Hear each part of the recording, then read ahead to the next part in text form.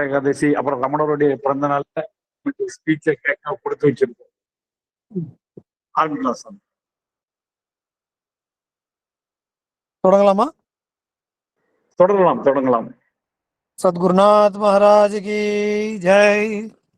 எல்லாம் வல்ல சத்குருநாதருடைய ஒரு அளவில்லாத ஒரு அனுகிரகத்தினாலே இந்த நெல்லை சஹஸ்ரநாம மண்டலியின் சார்பில் பல ஆன்மீக வகுப்புகள் நடந்து கொண்டு வருகிறது. இதுல இந்த தடவை நம்முடைய தனுஷ்கோடி தாஸ் அவர்கள் சொன்னாங்க, இந்த மாதிரி ரமணருடைய அக்ஷர மணமாலை பத்தி வகுப்பு தொடங்க போறோம், 2வது பேட்ச் அப்படின்னு சொல்லி. பொதுவாகவே மகான்களுடைய வாக்கு அப்படிங்கிறதுக்கு தனியாக ஒரு விசேஷம் உண்டு. எத்தனையோ துதிகள் நம்முடைய சம்ஸ்கிருதத்திலையும் சரி, தமிழ்லையும் சரி, எல்லா பல பிராந்திய மொழிகள்லையும் சரி, அந்த மொழிகள் இருக்கக்கூடிய தமிழ் மொழியில் இருக்கிறதுனால அதுக்கு குறைவு அப்படிங்கிற ஒரு விஷயம் கிடையாது, சம்ஸ்கிருத மொழியில் இருக்கிறதுனால உயர்வு அப்படிங்கிறது கிடையாது. ஆனால் மகான்களுடைய மொழி அப்படின்னு இருக்கிற ஒரு காரணத்தினாலேயே அதற்கு ஒரு தனி சிறப்பு வருது. ஏன்னா இந்த மகான்கள் அப்படிங்கிறது இறைவனுடைய ஒரு அம்சமாக, இறைவன் நேரம் வந்தா நம்ம கலியுகத்துல பார்க்க முடியாது.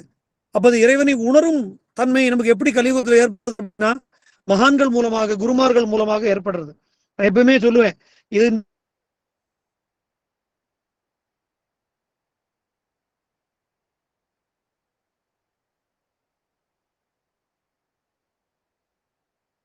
அப்படிங்கிறது கலியுகத்துல நல்லதும் உண்டு, கெட்டதும் உண்டு. கலியுகம் நமக்கு இல்லாத ஒரு காலகட்டத்தில் நம்ம இருக்கோம். இது கலியுகத்துடைய பிரச்சனை. நம்ம செய்யக்கூடிய செயல் நல்லதா கெட்டதா நமக்கே ஒரு தெளிவு இல்லை. நம்ம செய்யக்கூடிய செயல் தர்மமா அதர்மமாங்கிற புரிதல் நமக்கு இல்லை. அப்படி ஒரு காலகட்டத்தில் இருக்கிற ஒரு விஷயத்துல இந்த கலியுகத்துல நம்ம இருக்கோம். இது கலியுகத்துடைய தப்பான ஒரு விஷயம். ஆனா கலியுகத்துடைய ஒரு நல்ல விஷயம் என்ன அப்படின்னா, பாக்கி யுகங்களில் நீங்க தவத்தினாலும் யஜ்யத்தினாலும் கஷ்டப்பட்டு பண்ணக்கூடிய ஒரு விஷயத்தினாலும் அடையக்கூடிய அந்த இறை அருளை கலியுகத்தில் ரொம்ப சுலபமாக இறைவனுடைய துதியினாலும் இறைவனுடைய ஸ்மரணத்தினாலும் நாமத்தினாலும் நம்மளால அடைய முடியும் அப்படிங்கிறது இந்த கலியுகத்துல பகவானால வகுத்து கொடுக்கப்பட்ட ஒரு விதியாக இருக்கு. ஆனால் அதை உணர்ந்து கொள்வதற்கு நமக்கு நேரடியாக அந்த பிராப்தம் கிடைக்காத காரணத்தினால இந்த கலியுகத்தில் நம்மை வழிகாட்டுவதற்காக மகான்களுடைய வடிவத்தில் இறைவன் வருகிறான் அப்படிங்கிறது தான் நம்ம புரிஞ்சுக்கணும். அதனால ஒரு யுகத்திலையும் நம்ம பார்த்தோம் அப்படின்னு சொன்னா அந்த யுகத்தை வழிநடத்துவதற்காக ஒரு குருமார்களாக பகவான் தோன்றி இருக்கிறார்னு சொல்லி புராணங்கள்லாம் சொல்றது.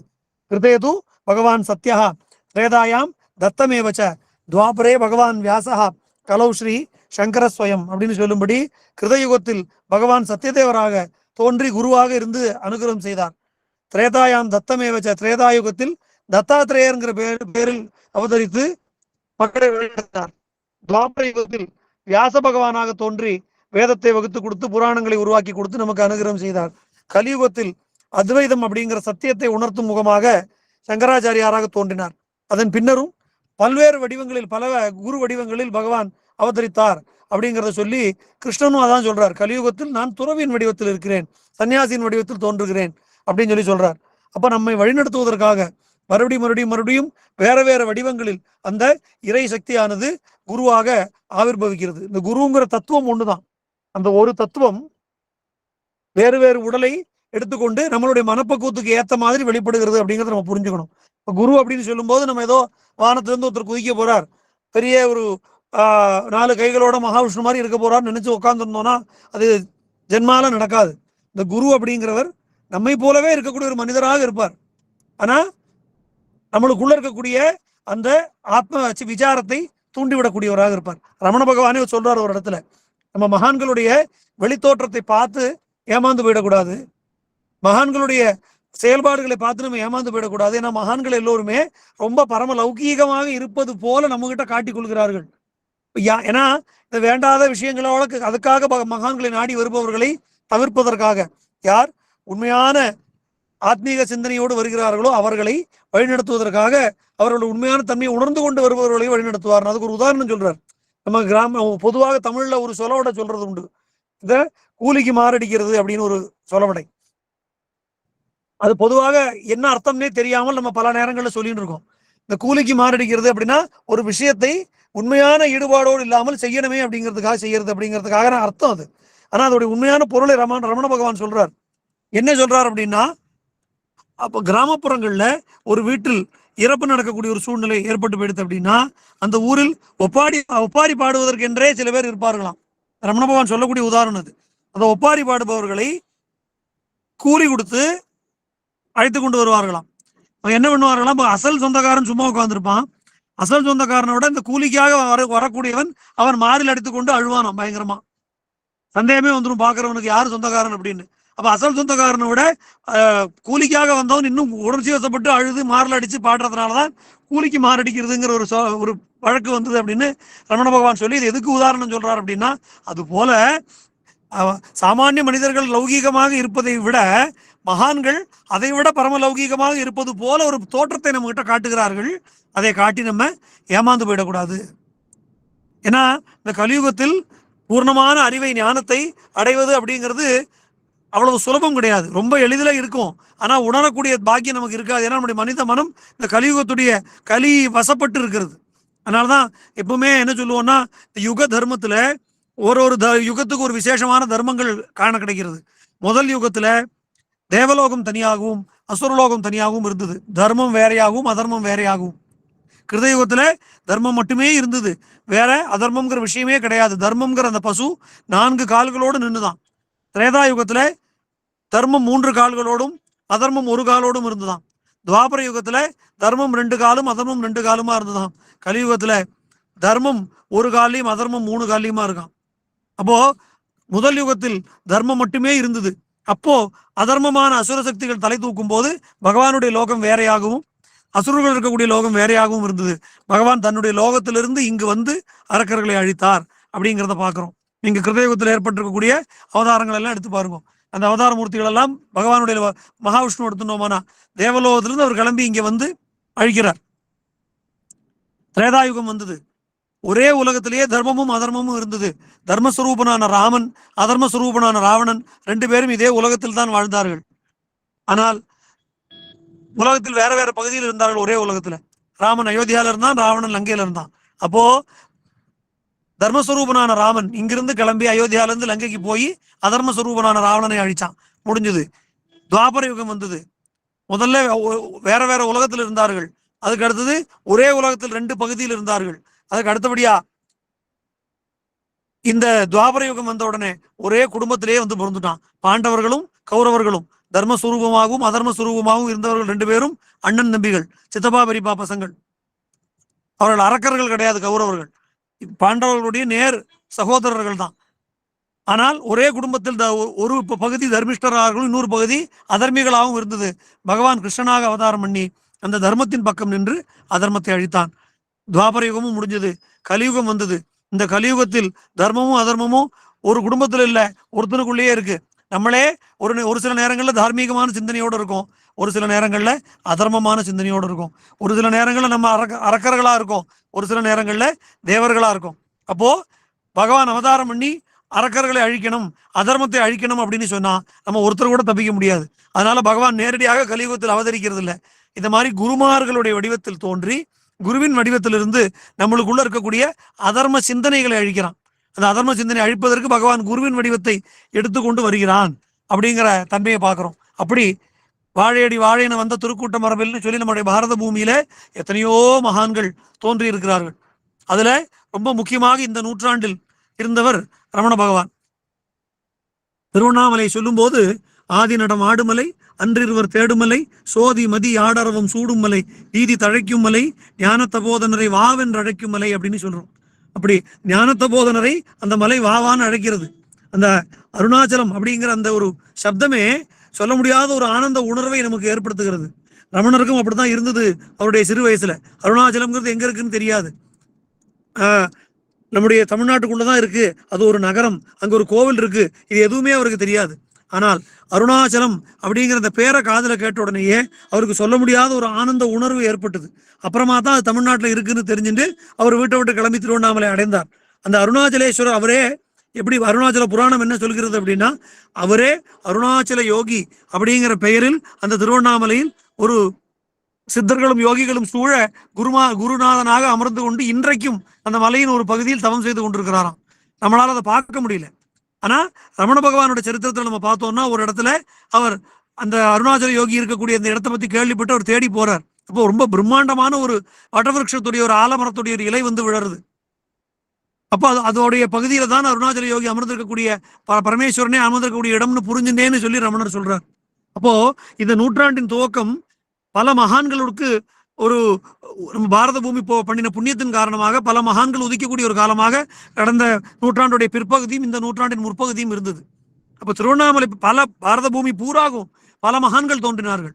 அதில் விசேஷமாக ஞான பூமியாக விளங்கக்கூடிய இந்த திருவண்ணாமலை கஷேத்திரத்தில் அந்த காலகட்டத்தில் என்ன சொல்லுவார்கள் அப்படின்னா, திருவண்ணாமலையில் 3 லிங்கங்கள் அப்படிம்பாங்க. ஒண்ணு அருணாச்சலேஸ்வர லிங்கம், 2வது சேஷாதிரி லிங்கம், குருநாதர் சேஷாதிரி சுவாமிகளை அவர் ஒரு லிங்க சுரூபமாக சிவசுரூபமாக சொல்லுவார்கள். 3வதாக ரமணலிங்கம், ரமண பகவான் ஒரு லிங்கமாக, 3 லிங்கங்கள் கூடியிருக்கக்கூடிய தலமாக திருவண்ணாமலை அந்த காலகட்டத்தில் வாழ்ந்த மக்கள் சொல்லுவார்களாம். ஏன்னா அந்த திருவண்ணாமலை ஞான பூமியாக விளங்கக்கூடிய காரணத்தினால அந்த ஞானத்த போதனரை வா என்று அழைக்கும் மலைன்னு சொன்னதுனால அருணாச்சலேஸ்வரோட அழைப்பின் பேர்ல வந்தவர்கள் இவர்கள் 2 பேருமே. அப்போ ரமண பகவான் பின்னால வரார், அதற்கு முன்னாடி வந்தவர் சேஷாதிரி சுவாமிகள். அப்போ அவரை அந்த காலகட்டத்தில் ரமண பகவான் சிறு வயதாக திருவண்ணாமலைக்கு வந்தபோது அவருக்கு பேர் என்னன்னா, அவர் பெரிய சேஷாதிரி, ரமணருக்கு பேரு சின்ன சேஷாதிரி. அந்த பேரோட தான் பல காலம் இருந்தார்.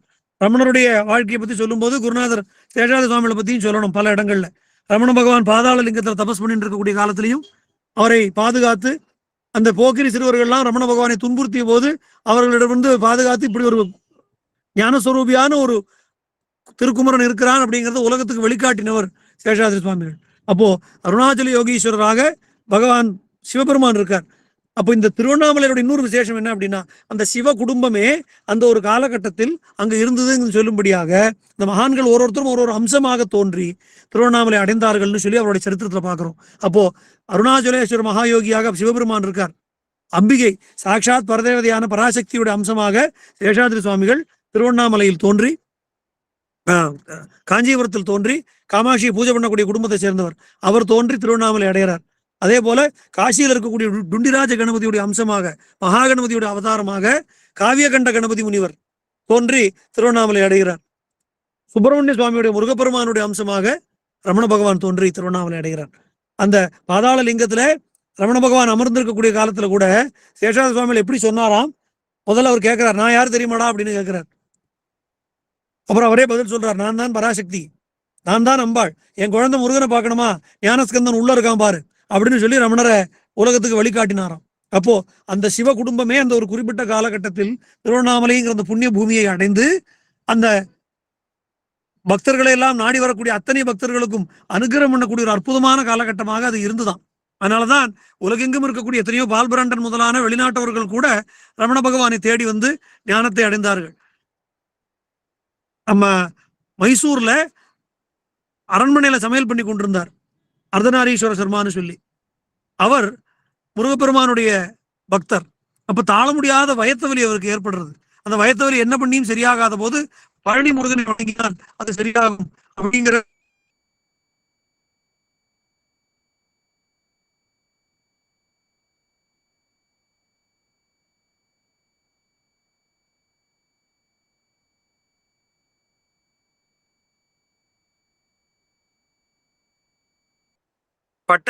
கால் கட்டாயிடுச்சு, சாரி. பழனி முருகப்பெருமானை வணங்கி அவருடைய வயத்தவலி சரியா போறது. அப்போ முருகப்பெருமான் மேல அவருக்கு பக்தி ஏற்படும் போது அவர் திருப்புகழ் படிக்கணும்னு ஆசைப்பட்டு அத்தனை வயதுக்கு மேல தன்னுடைய வேலையெல்லாம் விட்டுட்டு பழனிக்கு வந்து அங்கு தங்கி இருந்து திருப்புகழ படிக்கிறார். அப்போ அவருக்கு யாரோ சொல்லி கேள்விப்படுறார், பழனியில் தண்டாயுதபாணியாக கோவனாண்டியாக விளங்கக்கூடிய அந்த முருகப்பெருமானே அதே கௌபீனதாரியாக திருவண்ணாமலையில் ரமண பகவான் அப்படிங்கிற பேரில் அவதரித்திருக்கிறார் அப்படிங்கிற நியூஸை கேள்விப்பட்ட உடனே அவர் அங்கிருந்து கிளம்பி முருகப்பெருமானை நேராக பார்க்க போறேன் அப்படிங்கிற ஒரு உணர்வோட திருவண்ணாமலைக்கு வந்து ரமண பகவானை சரணடைந்து அவருடைய அருளை பெற்றார்னு சொல்லி அவர் பின்னால திருப்புகழ் சுவாமிகளாக அறியப்படுகிறார். அவருடைய சரித்திரத்தை பார்க்கிறோம். இப்படி மகான்களை நமக்கு உணர்வதற்கு பாம்பின் கால் பாம்பரியும்னு சொல்லும்படி மகான்களை இன்னொரு மகான்களால தான் உணர முடியும், மகான்களை இன்னொரு மகான்களால தான் அடையாளம் காட்ட முடியும். அப்படி மகானாக இருக்கக்கூடிய சேஷாதிரி சுவாமிகளால அடையாளம் காட்டப்பட்டவர் மகானான ரமண மகரிஷி, மகானாக இருக்கக்கூடிய வள்ளிமலை சுவாமிகளால அடையாளம் காணப்பட்டவர் ரமண மகரிஷி. அந்த ரமண மகரிஷியுடைய அற்புதமான பல நூல்கள் உண்டு. அதுல தலை சிறந்த நூலாகவும் முக்கியமான நூலாகவும் ரமண பகவான் உபதேசம் பண்ணது நான் யார் அப்படிங்கிற அந்த கேள்வி. ஆத்ம விசாரம் பண்ணக்கூடிய தன்னை நாடி வரக்கூடியவர்களுக்கு நான் குருன்னு அவர் சொல்லவே இல்லை. எல்லாரிடத்திலும் இந்த கேள்வியை கேளுங்க அப்படிங்கிற ஒரு விஷயத்த சொல்றார். அப்போ அந்த ஆதிசங்கர் உபதேசிக்கக்கூடிய அத்வைதம்ங்கிற சத்தியத்தை ரொம்ப எளிமையான ஒரு கேள்வியில கொண்டு வந்து ரமணர் நிறுத்துறார். ஒருத்தர் ரமணர்கிட்ட வந்து ஒரு பக்தர் கேட்கிறார், எனக்கு மோட்சம் வேண்டும், நான் மோட்சம் அடையணும் அப்படிங்கிறார். ரமணர் சொல்றார், அடையணும் அப்படிங்கிறது ஆசை, அதை உற்று அப்படின்னார். நான் அப்படிங்கிறது உணர்வு, அதையும் விட்டுடு, மிச்சம் என்ன இருக்கு? மோட்சம். அதுதான் நீ அதை உணர்ந்து கொண்டானா மோட்சம் இங்கேயே தான் இருக்கு அப்படிங்கிறார். அவ்வளவு எளிமையான ஒரு முறையில் அவ்வளவு பெரிய விசேஷமான தத்துவத்தை, ஜீவனும் பிரம்மனும் வேறில்லை அப்படிங்கிற அந்த விசேஷமான தத்துவத்தை ரொம்ப சுலபமாக பாமர மக்களுக்கும் தன்னை நாடி வந்த அத்தனை பேருக்கும் ரமணர் உபதேசம் பண்றார். நம்ம மனித பிறவி எடுத்திருக்கோம். இந்த மனித பிறவி எடுத்ததுடைய நோக்கம் என்ன அப்படிங்கிறதே புரியாமல் பல பேரும் வாழ்ந்துட்டு இருக்கோம். ஆன்மீக வாழ்க்கை அப்படிங்கிறது பல பேருக்கும் அர்த்தம் தெரியல இன்னும். ஆன்மீக வாழ்க்கை அப்படின்னா நம்ம என்ன நினைச்சுட்டு இருக்கோம் அப்படின்னா, ரெகுலரா கோவிலுக்கு போகணும், ஸ்லோகங்கள் சொல்லணும், அர்ச்சனை பண்ணணும், பாராயணங்கள் பண்ணணும், இதனால மட்டுமே நம்ம ஆன்மீக வாழ்க்கையை வாழ்ந்துட முடியாது. இதெல்லாம் அதற்கான படிநிலைகள். அப்போ முக்கியமான ஒரு விஷயம், இப்ப நான் இப்போ கிளம்பி இருக்கேன், இப்போ இங்க ஹைதராபாத் வந்திருக்கேன், இங்க இருந்து நான் இப்போ ஏர்போர்ட் போயிட்டு இருக்கேன். போகக்கூடிய நேரத்தில் இப்போ டாக்ஸி எடுத்துருக்கோம். டாக்ஸியில ரெண்டு கேட்கிறார் ஃப்ரம் டூ, 2 இடம் இருந்தது. இப்போ நான் இருந்த இடத்துடைய பேரை ஃப்ரம்னு போட்டேன், டூ அப்படிங்கிறதுல ஏர்போர்ட் அப்படின்னு போட்டிருக்கேன். அதை போட்டதுக்கு அப்புறம் தான் வண்டி கிளம்புறது, வண்டி கிளம்பி போயிட்டு இருக்கு. அப்போ ஒரு சின்ன ஜேர்னி, 1 மணி நேரம் பயணம் போறோம், அதுக்கே ஃப்ரம்மும் டூவும் தெரிய வேண்டியிருக்கு. ஆனா நம்ம பயணத்தில் நம்ம எங்கேருந்து வந்திருக்கோம், எதை நோக்கி போறோம்ங்கிற கேள்வி நம்ம கிட்ட இல்ல. நம்ம ஃப்ரம்மும் தெரியல, டூவும் தெரியல, ஆனா டெய்லி ஓடிண்டே இருக்கும். எங்கேதோ வந்திருக்கணும் இல்லையா? நம்ம எங்கேதோ வந்தோம் தெரியல, எங்க போக போறோம்னு தெரியல, ஆனா ஓடிண்டே இருக்கும், காரணம் தெரியாமல் ஓடிட்டு இருக்கோமே. அப்ப இந்த கேள்வி எப்ப மனசுக்குள்ள வருதோ, நான் யார், நான் எங்கிருந்து வந்து எதை நோக்கி பயணப்பட்டு கொண்டிருக்கிறேன் அப்படிங்கிற கேள்வி நம்மளுக்குள்ள என்னைக்கு ரொம்ப சீரியஸா வருதோ, அன்னைக்கு நம்முடைய ஆன்மீக வாழ்க்கை அப்படிங்கிறது முதல் படியில எல்கேஜி கிளாஸ் அட்மிஷன் கிடைச்சிருக்கு அப்படின்னு அர்த்தம். அப்ப அந்த நிலை நமக்கு ஏற்படும் போது நம்மை வழிகாட்டுவதற்கு குருமார்கள் தானே நம் முன்னே தோன்றுவார்கள். குருங்கிறது ஒரு தத்துவம். அது நான் முதல்ல சொன்னது மாதிரி வானத்துல இருந்து குதிச்சு வராது. அந்த குரு தத்துவம் அப்படியே தான் இருக்கு. நம்ம அதுக்கு தயாராகணும். நம்ம அதுக்கு தயாராகும் போது அந்த குரு தத்துவம் தானே நம்ம கண்ணுக்கு முன்னாடி தெரியும். அதுக்கு முன்னாடி இருந்தாலும் நம்ம கண்ணுக்கு தெரியாது. அப்ப நம்ம அதுக்கு பரிபக்குவம் அடைஞ்சு நம்ம அதுக்கு தயாராகும் போது நம்ம கண்ணுக்கு முன்னாடி இருக்கிற குரு தத்துவத்தை நம்ம உணர்ந்துக்கணும். அப்ப அந்த மாதிரியான ஒரு குருவாக வழிகாட்டக்கூடிய ஒரு மகத்தான ஞானியாக தோன்றியவர் ரமண பகவான். எல்லாரிடத்திலும் இந்த கேள்வியை தான் அவர் உள்ள விதைக்கிறார். தன்னை நாடி வரக்கூடிய அத்தனை பேரிடத்திலையும் நான் யார் அப்படிங்கிற அந்த கேள்வியை விதைக்கிறார். அப்ப நீ வெறும் இந்த உடல் இல்லை, நீ இந்த பெயர் இல்லை, நீ இந்த சரீரம் கிடையாது, ஜீவன் இல்லை, நீ ஆத்மா. அந்த ஆத்மா தான் பரமாத்மா, ரெண்டும் வேற கிடையாது. நான் இல்லை இவ்வுடல், ஜீவன் நான் இல்லை, நான் அவன், அவன் நான், நானே பிரம்மம். தேகோ நாகம் ஜீகோ நாகம் சத்தியக பின்ன பிரம்மைவாகம் ஹம்சசோகம் ஹம்சசோகம்னு சொல்லி அந்த விசேஷமான தத்துவத்தை ரொம்ப எளிமையாக பகவான் சொல்றார். அப்போ அந்த அருணாச்சலமாக விளக்கக்கூடிய அந்த தத்துவமும் நான் அப்படிங்கிற தத்துவமும் சிவோகம் அப்படிங்கிற தத்துவத்துல ஒன்றாகி நானே என்னுடைய நான் தான் அந்த அருணாச்சலமாகவும் விளங்குகிறேன் அப்படிங்கிறத உணர்த்துறதுக்கு ஒரு படிநிலை வேணும். எடுத்துக்கிட்டு அத்வைதம் பாவாத்வைதம் வேற, கிரியாத்வைதம் வேற. பாவாத்வைதம் இப்ப புக்கில் படிச்சுடலாம், அதை சொல்லும் போது அது உணர்வு பூர்வமா நம்ம ஒரு தலைப்படத்தான் முடியும். முழுமையாக உணர நம்மளால முடியல சாமானிய மக்களுக்கு. ஆனா கிரியாத்வைதம் டோட்டலா வேறையா இருக்கு. அதனால அதை உணர்த்தும்படியாக பல இடங்கள சூசனையாக பல விஷயங்களை சொல்றார். அதுல ஒரு அற்புதமான ஒரு கிரந்தமாக விளங்கக்கூடியது இந்த அக்ஷர மணமாலை அப்படிங்கிறது. பொதுவாக மணமாலை அப்படிங்கிறது கணவனும் மனைவியும் சூட்டிக் கொள்வது. திருமண காலத்துல கணவனும் மனைவி நம்ம 2 பேரும் ஒண்ணுதான் அப்படிங்கறத உணர்த்துறதுக்காகத்தான் கணவன் போட்டுக்கொண்ட மாலையை மனைவியும், மனைவி போட்டுக்கொண்ட மாலையை கணவன் அணிகிறது. பொதுவாகவே தர்மசாஸ்திரம் என்ன சொல்றது அப்படின்னா, ஒருவர் உபயோகித்த செருப்பையோ, ஒருவர் உபயோகித்த படுக்கையோ, ஒருவர் உபயோகித்த பாதுகையோ, அது மாதிரியான விஷயங்களை, மாலைகளையோ இதை இன்னொருவர் பயன்படுத்தக்கூடாது அப்படின்னு ரொம்ப ஸ்ட்ரிக்டா சாஸ்திரம் சொல்லக்கூடிய விஷயம். அப்போ ஒருவர் உபயோகித்து இன்னொரு எப்போ உபயோகிக்கலாம் அப்படின்னா 2 பேரும் ஒன்றுங்கிற உணர்வு. இப்ப கணவன் மனைவியாக மாறும்போது இனிமே நம்ம 2 பேரும் வேற வேற கிடையாது, நம்ம 2 பேரும் ஒன்றுதான் அப்படிங்கிற அந்த உணர்வை காட்டும் வகையில தான் இந்த மணமாலை அப்படிங்கிறத, மாலை மாற்றுதல் அப்படிங்கிறது ஒரு சடங்கு வந்து கல்யாணத்துல வச்சிருக்காங்க. அது வகை 2 பேரும் வேற வேறையாக இருந்தவர்கள் இனிமேல் 2 பேரும் ஒன்றுதான் அப்படிங்கிறத காட்டுறதுக்காக. இப்போ இந்த இடத்துல இது ஏன் அக்ஷர மணமாலைங்கிற பேரை அவர் வைக்கிறார் அப்படின்னா, இது நாயிகா பாவத்துல. இப்ப இந்த மாசமுமே நீங்க பார்த்தீங்க அப்படின்னா மார்கழி மாசம், தனு மாசம், திருப்பாவை திருவம்பாவை பாடக்கூடிய காலம். இந்த திருப்பாவை திருவம்பாவையோட கான்செப்டும் அதுதான். இறைவன் பரமபுருஷன். அந்த பரமபுருஷனான இறைவனை அடைவதற்கு நம்ம எல்லாருமே அவனுடைய நாயகிகளாக தவிச்சிருக்கோம். இந்த ஜீவாத்ம பரமாத்ம ஐக்கியம் தான் இந்த திருப்பாவி திருவம்பாவையோட கான்செப்ட். ஜீவாத்மாக்கள் எல்லாம் தனியா பிரிஞ்சு தவிக்கிறது, பரமாத்மாவான இறைவன் தனித்து அவனை அடையணும் அப்படிங்கிறதுக்காக ரெண்டு பேரும் சேர்றது அப்படிங்கிறது தான் திருப்பாவையில விஷ்ணுவை பரமபுருஷனாக சொல்லி ஆண்டாள் பாடுறான். திருவம்பாவையில சிவபெருமானை பரமபுருஷனாக சொல்லி அந்த பாடல் அமைக்கப்பட்டிருக்கு.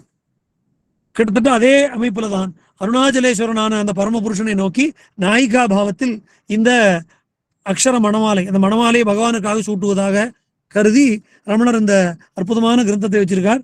அதை நீங்க வகுப்பாக படிக்க போறது அப்படிங்கிறது ரொம்ப சந்தோஷமா இருக்கு. ஏன்னா சொல்லும் பாட்டின் பொருளுணர்ந்து சொல்லுவார்னு சொல்லுவோமே, நம்ம வெறுமனை அப்படியே பாராயணம் மட்டும் பண்ணிட்டு போகாமல் இதுக்கு விசேஷமான பொருளை உணர்ந்து கொண்டு ஒரு ஒரு முக்கியமான ஒரு கிரந்தம் இருக்கு அப்படின்னா அந்த கிரந்தத்துக்கு நேர்பொருள், அது தவிர ரகசியமான அர்த்தம், அதுக்கப்புறம் கூடார்த்தம், 3 வகையான பொருள் உண்டு எப்பயுமே.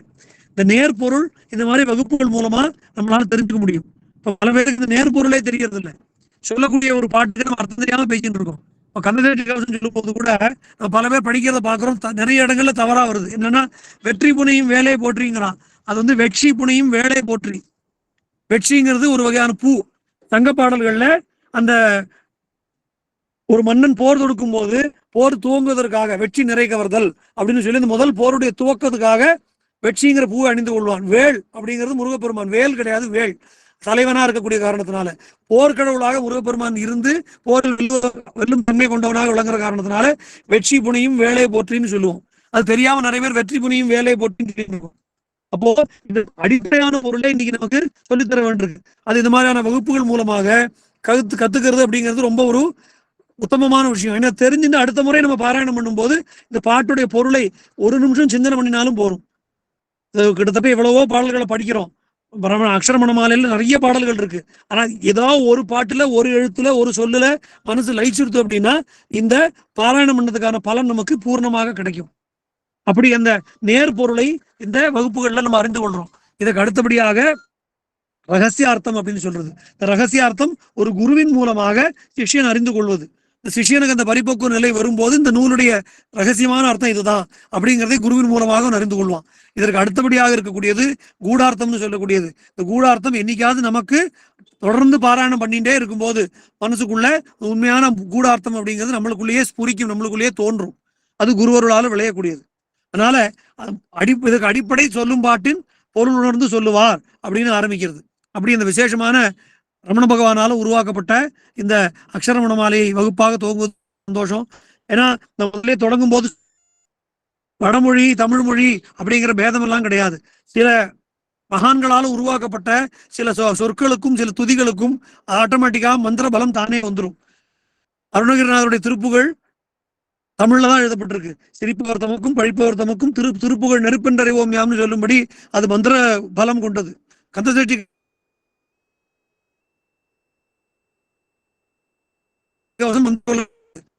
சாலிசா ஹிந்தியுடைய அந்த மொழி ஹனுமான் சாலிசா சொன்னாலும் அதற்கு ஒரு மந்திர பலம் இருக்கு. காரணம் என்ன? அது அந்த மொழியுடைய விஷயம் கிடையாது, அது மகான்களுடைய வாக்கில் இருந்ததுனால அதற்கு விசேஷம். நம்முடைய பிரார்த்தனைகள் இறைவனை கேட்கிறாங்க, சந்தேகமே இல்லை. ஆனா நம்முடைய பிரார்த்தனை நேரையா கேட்கக்கூடிய இறைவனுக்கு வேண்டப்பட்ட மகான்கள் மூலமாக சொல்லக்கூடிய துதிகள் மூலமாக இறைவனை அணுகினோம்னா இன்னும் இறைவனுக்கு நம்ம பால் கருணை பிறக்கும். ஒரு சின்ன உதாரணம் சொல்லணும் அப்படின்னா, ஒரு கவர்மெண்ட் ஆபீஸ் இருக்கு. அந்த கவர்மெண்ட் ஆபீஸ்ல நமக்கு ஒரு காரியம் நடக்கணும். அந்த காரியம் நடக்கிறதுக்கு நம்ம போய் நம்ம பேப்பர்லாம் கொடுத்துட்டு வரோம். ஒரு லைசன்ஸ் வாங்கணும்னு வச்சுப்போமே கற்பனையா. எல்லா பேப்பரும் சரியா இருக்கு, எல்லா பேப்பரும் சரியா இருக்குங்கிறதுனால நீங்க கொடுத்தா உடனே லைசன்ஸ் கொடுத்துடுறாளா?